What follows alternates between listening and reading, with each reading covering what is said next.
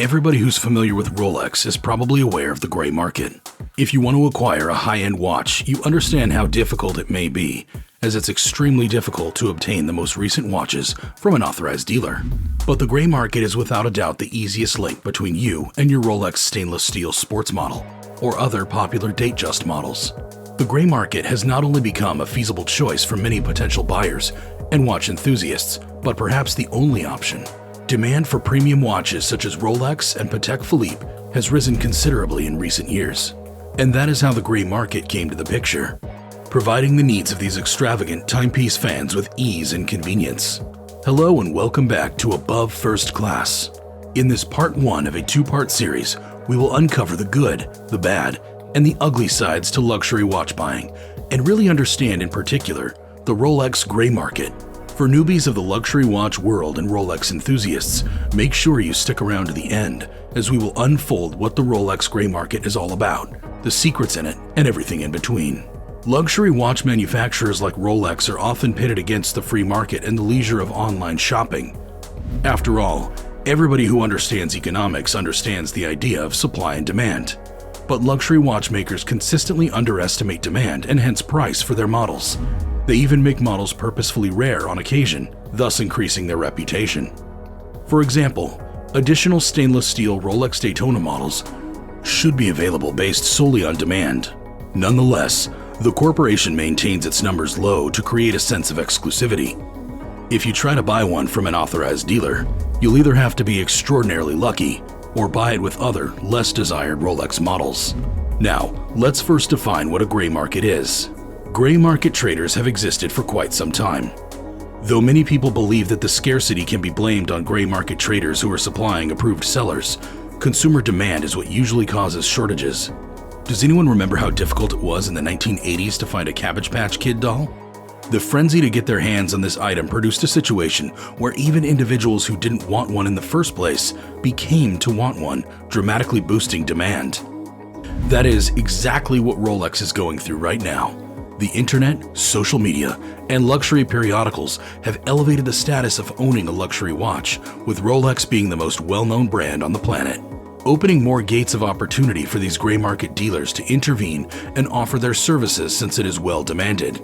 The gray market is made up of dealers outside of the Rolex authorized dealer network, and since they can only sell pre-owned Rolex watches in the gray market, they themselves are somehow official Rolex owners, unless someone owns the watches they sell.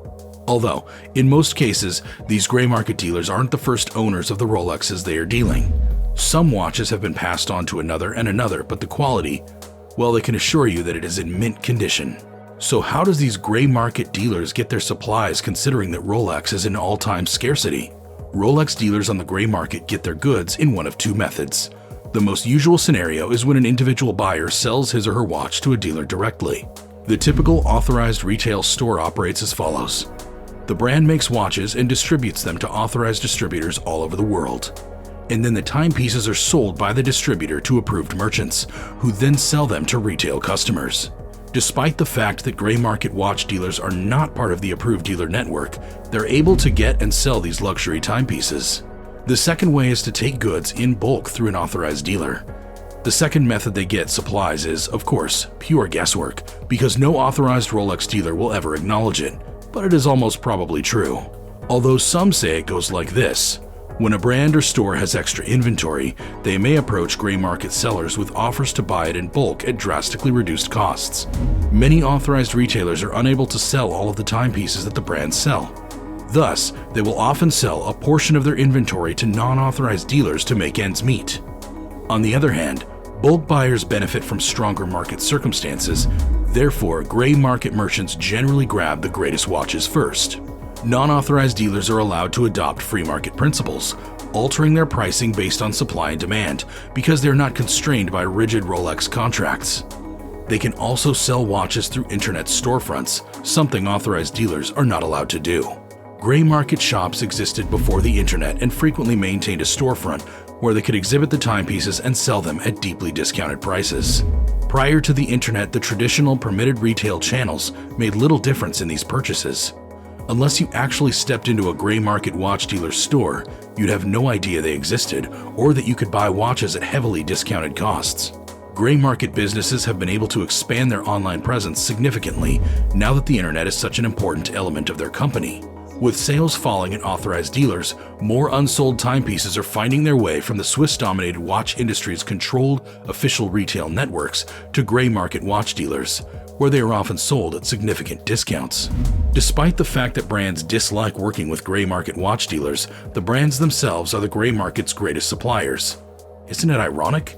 Whether selling directly to gray market watch dealers or through a gray market distributor, brands frequently sell surplus inventory to boost cash flow and get rid of slow-moving inventory.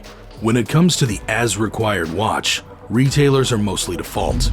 These are the timepieces for which gray market merchants have a high demand and must purchase more.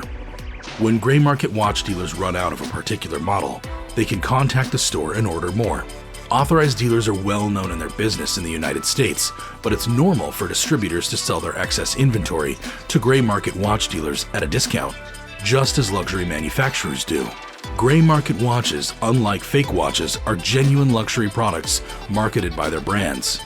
They do not, however, usually come with the factory warranties that are customary at luxury merchants, as the premium companies refuse to service timepieces that were not purchased via their official channels. While this may be an issue for some luxury watch purchasers, those who are more price-conscious may enjoy the ease of shopping online, where they may trade in old watches, finance their purchases, and purchase warranty and service plans from a gray market dealer.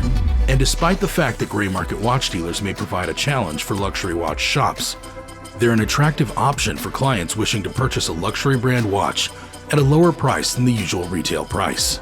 Gray market watch dealers are frequently employed for reasons other than obtaining a lower price. They are frequently used to acquire timepieces from an authorized dealer or the manufacturer that require a wait time. And for the customers, that's a big plus because there is no need for a wait time in the gray market. So it seems like there's no gigantic problem about the gray market. Then why is it that some consider it a threat to the brand's market? Comment down below your experiences and thoughts on the gray market. If you've enjoyed this video, make sure you check out part 2 of this series. See you in the next video.